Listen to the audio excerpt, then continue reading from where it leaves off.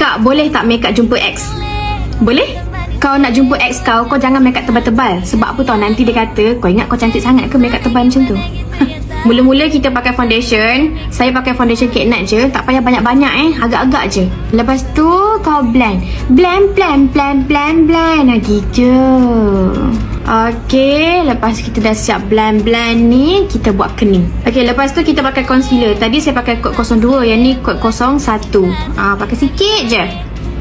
Gitu. Blend sampai mendak. Barulah glowing. Lens jangan lupa. Okay, kalau untuk blusher ni, kita kena ambil yang warna natural. Sebab apa? Kita nak buat makeup simple tapi nampak cantik. Okay, conteng je dekat pipi macam ni.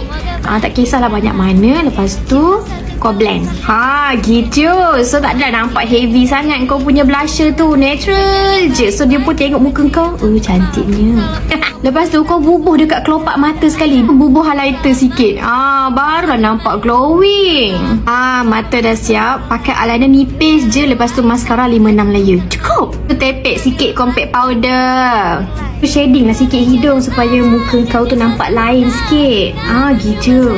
Akhir sekali kita pakai lip matte. Okay, lip matte pun saya pakai dari Kate Nat juga. So saya nak pilih yang warna macam nude sikit.